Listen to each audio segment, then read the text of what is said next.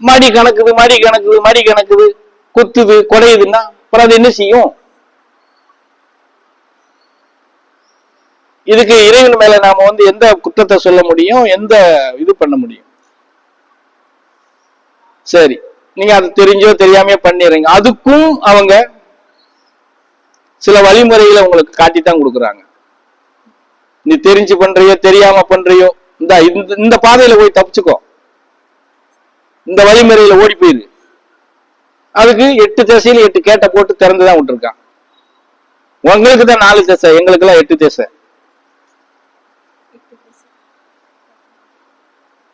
புரியுதா நான் சொல்றது? 8 கதவு திறந்துதான் விட்டுருக்கான். நீ எதுலாலும் தப்பிச்சு ஓடி போடான்னு தான் சொல்றேன். நீ எதுலயும் போகாம உள்ளுக்குள்ளேயே கிடந்து உருண்டுகிட்டே எனக்கு அது இல்லை இது இல்லை அது இல்லை இது இல்லைன்னா எப்படி வரும்? அப்ப தன் மீது தன்னுடைய பயணத்திலேயோ இதுலயோ நமக்கு அந்த நம்பிக்கை இல்லை அப்படிங்கிறது போகும்போதுதான் நம்ம பலகீனத்துல போயிடுறோம்.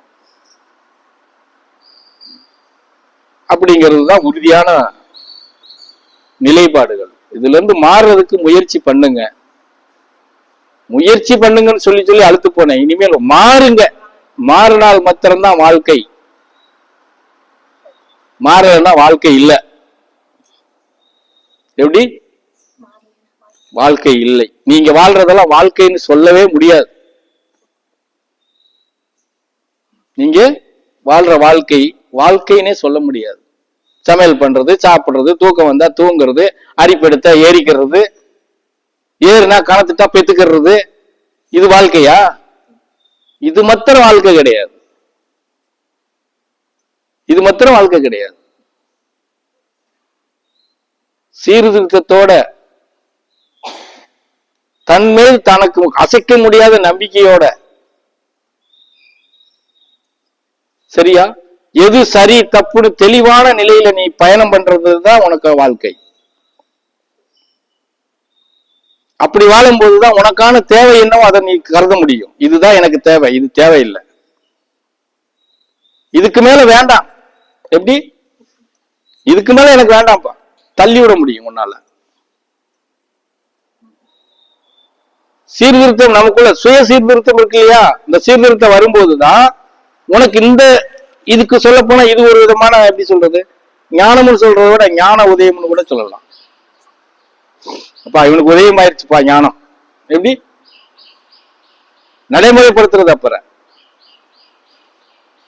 அப்ப இதை எடுத்துட்டு போகணும். நாம இதை கொண்டுட்டு போறதுக்கு எல்லாருமே கொண்டுட்டு போறதுக்கு நீங்க தயாராகி போனால் மாத்திரம்தான் நீங்க நல்லா இருக்கிறீங்களோ இல்லையோ, நீங்க சொல்றீங்க இல்லையா எனக்கு சொந்தமானதுன்னு, அதுக்கு நல்லா இருக்கும்.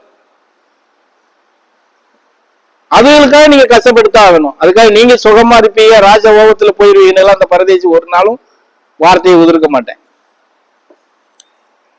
ஏன்னா உன்னுடைய எண்ணத்தை போக்குறதுக்கு கஷ்டப்படுற, செயல்பாட்டுக்கு வர்றதுக்கு கஷ்டப்படுற, கர்மாவை போக்குறதுக்கு கஷ்டப்படுற, பாவத்தை போக்கடிக்கிறதுக்கு கஷ்டப்படுற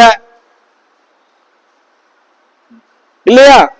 அப்புறம் எப்படி நீ சடனா நீ மேன்மைக்கு வந்துட முடியும்?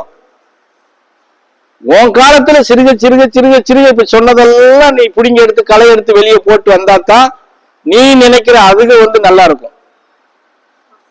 என்னம்மா சாப்பாடு வேணுங்கானா?